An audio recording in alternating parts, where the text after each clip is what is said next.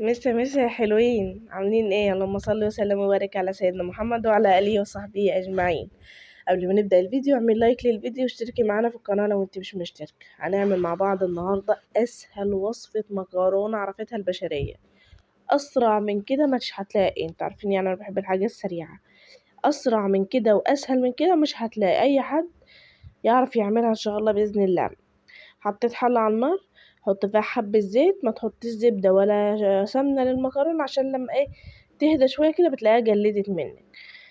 فحطيت حبة زيت حلوين محترمين كده، حبة زيت زيتون في الحلة.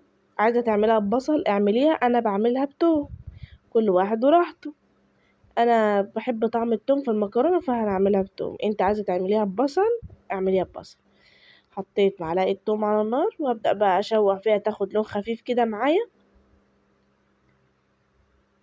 المكرونة دي سهلة جدا وطعمها تحفة تحفة تحفة فوق ما تخيلي، ومبتاخدش وقت خالص، 10 دقايق بالظبط تحسبيهم بالورقة والقلم مش هتلاقيها خدتهم.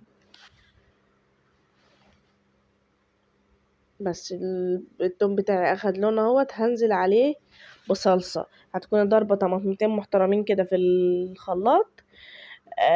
عايزة تحطي صلصة وبتحبي طعم الصلصة اللي هي الجاهزة دي في المكرونة، ضيفي معلقتين صلصة وخلص الموضوع. انا ما بحبش طعمها فهضفت كيس صلصة. انا اصلا مصلصاها يعني طماطم ضربها في الخلاط ومفرزاها يعني تمام. فضفت كيس صلصة اهوت وهسيبها لما تفك بقى. اهو فكت كده معايا، هبدأ اساعدها يعني مش كلها فكت، فهبدأ اساعدها كده ايه انها تفك. زي ما قلت لك لو عايزة تستبدلي الصلصة المضروبة دي في خلاط دي بمعلقتين صلصة من اللي هي الجاهزة استبدلي، هتعمل نفس الخطوات بس بصلصة جاهزة. اه هنا الصلصة بتاعتي كانت فكت، حطيت بقى البهارات بتاعتي ملح وفلفل وكمون وحبة سكر عشان تعدل الحموضة بتاعة الطماطم. اهو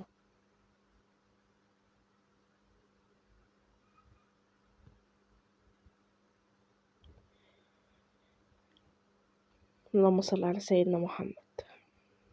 صلوا على النبي يا جماعة، كل اللي يشوف اللي يسمعني صلى على النبي في الكومنتات. بس بعد ما مش ضروري تستني، لو يا دوب الصلصة بتاعتك تغلي غلوتين مش تسبك، تغلي غلوتين هتنزلي فوقها بالمكرونة اللي عندك. ماشي اي كان نوع المكرونة اللي هتعمليها، بس الاسباجيتي لأ، والقلم تقللي المية تمام. كتري في المكرونة الزيت عشان تبقى تلمع كده وما تلزقش في بعضها.